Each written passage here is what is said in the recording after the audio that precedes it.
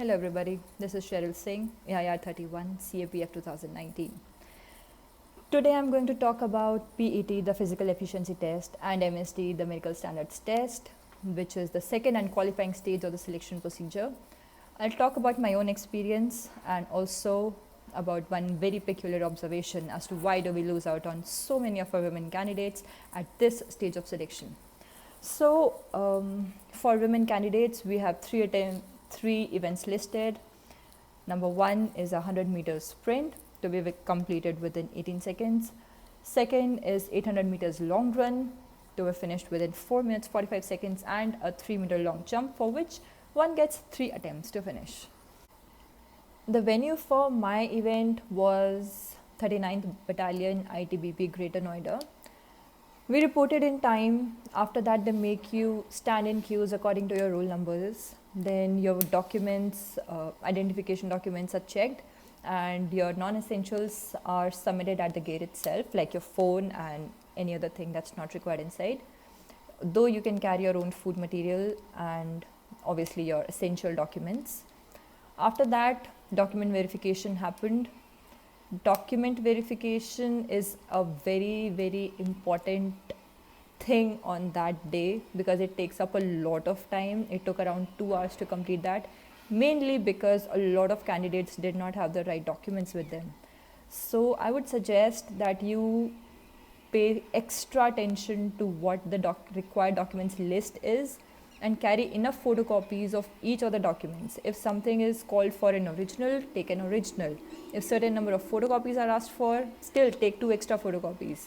Take your latest pictures as and in whatever format that it's mentioned in the notification. After the document verification, we were made to inspect the track that we were supposed to run on, and also the pit where we were supposed to do the long jump.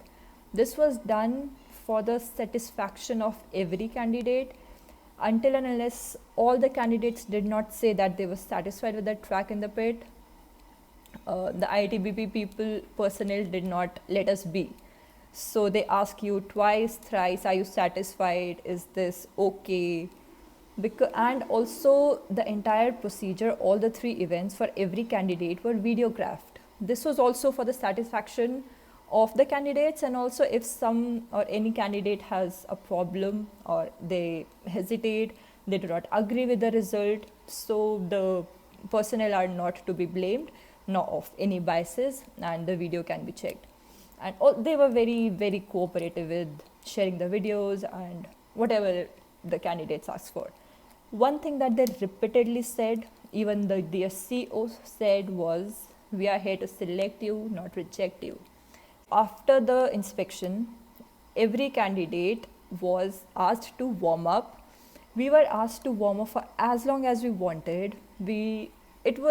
Everything was for the ease of the candidates. After that, our height and weight check happened.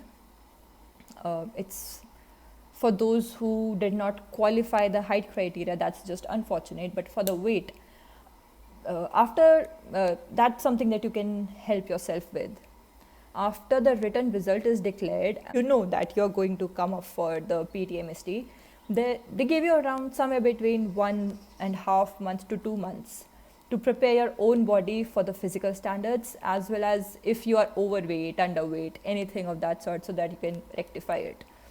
So and nobody was eliminated for the weight thing, though we lost 2 candidates to the height criteria. They were not reaching up to the minimum height required. After height and weight, the first event that happened was the 100 meters sprint. We were divided into heats of 5 or 6 made to run. There were proper lanes drawn, and the 100 meter mark was there.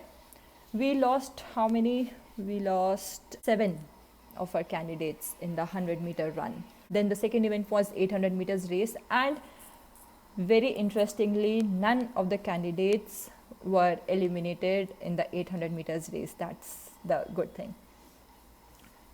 Third event was the 3 meters jump. 17 candidates could not get through the 3 meter long jump. Finally, just 6 were left. which had their MST schedule the next day. Okay, so how I prepared for the 100 meters, that's interesting. When I saw the 100 meters track that, okay, this is what I have to run, I was half surprised and I was laughing, because when I was preparing, possibly, probably, highly likely that the people who were involved with me in my training, they miscalculated it on purpose, that I was made to run 120, 125 meters and my timings were going somewhere between 24, 25 seconds. And I was extremely discouraged. Never even once during my practice times, I qualified the 100 meters timings. And when I saw the actual venue, I was half laughing at myself that, okay, this is it. Is this all that 100 meters is? That's how I possibly prepared much better for the 100 meter sprint. Finally, I ended up doing the 100 meters within 16 seconds. Second 800 meters race, it was easy peasy, no rocket science at all. Every single one of the candidates could get through it. Even the ones who were at the end and were walking and barely finished the 800 meters distance, they were within the time limits of 4 minutes 45 seconds. That's how easy it can be, but provided that you are in the habit of running somewhat, some bit. So 800 meters is, trust me, not that much of an issue. Third is the most trickiest part of it, which was the long jump, where even after having 3 attempts, we lost 17 candidates there. So one observation was, my own observation, one of the candidates, she had brought a measuring thread kind of thing, where she had measured her own steps during her practice, and so she placed a sort of line where to take a start from. Alright, somehow, unconsciously, subconsciously, all other candidates just gathered around that one starting line, which was the startup distance for that one particular candidate. They all took start from that line, and even the ones who were very confident of their preparation that they can do the 3 meters race jump very easily, they failed it in all the 3 attempts. So what is very important here is that you practice all the events every day. You practice the 3 meters with your own ease, so that you know where to take a start from. You know the distance that you require to gain the momentum, which is enough for a 3 meter jump for yourself. In my case, my run-up was actually the double, almost the double of what all other candidates were doing. And eventually I could get through it. Another thing is, when you are taking the jump, after the jump, just do not fall back on your hips, just fall in front, because they calculate the last body part that touched the pit. So if you fall back and on your back or on your hand, then that would be the distance they calculate. So whatever be the case, just fall in front of you. That would help you a lot. Other technical things about 3 meters jump is not my forte, so I would not talk about that. Okay, so the main thing here is that you have your own rhythm, your own tempo during that event. So that you know what distance you are comfortable from, what position and what leg you are comfortable from. Finally, 6 were selected. The entire day procedures were done. After that, we were taken to the ITBP hospital, which was nearby. And there we were given the next day's date for our medical standards test. Okay, the next day, what happened? In MST, you report in the morning. They ask you to have a lot of water in the morning and not pee before reporting, because they need your tests. So there was blood test, urine test, a pregnancy test for women, eyes checkup. They were checked for sight and color blindness. Those specs are allowed, but there are certain specifications that you shall check in the official notification. Then there's an ENT checkup, a full body x-ray. In my case, I had a collarbone fracture, a broken collarbone back in 2011, and an appendicitis surgery in 2006. So you are supposed to fill a form in which you mention all your medical history and all the conditions you might have. There you are supposed to mention about any broken bones, any diseases, any surgeries, whatsoever. So I mentioned those in the form and they were not much of an issue. Though one of the candidates also had a appendicitis surgery, but hers was a major one. Did an ultrasound with her, and then and there she realized after the ultrasound that she had multiple stones in her kidney. So eventually she was disqualified, unfortunately. So there we lost one more candidate, and finally 5 were cleared of PTMST without any reviews. As for myself, I started preparing the very next day that the written result was declared. According to the height and corresponding weight requirement chart that's mentioned in the notification, I was 6 to 7 kgs overweight, and to meet that target, I needed to cut down on my weight as well as build up my stamina for the 800 meters and 100 meters and the 3-meter long jump. Weight was a major concern because no date was given to us. We were totally clueless what date it would be, though we knew that somewhere around 1.5 months we have, but that was just a conservative guess that we had taken. After almost 2.5, 3 years of totally, completely sedentary lifestyle, I did need some 1.5, 2 months of solid practice, mostly in mornings, but sometimes in evenings also. And so these are two very contradictory things for me. I had to cut down on my weight, but then I had to build up my stamina. So the food was supposed to be taken in such a manner that both the things are combined in that way. There's a huge role of diet in preparation of this stage. Okay, have a healthy, balanced, nutritious diet, have a colorful plate. If you are overweight, cut down. If you are underweight, gain up, do whatever, just meet the criteria, because that's what the aim is. Getting through the selection procedure, that's what the aim is.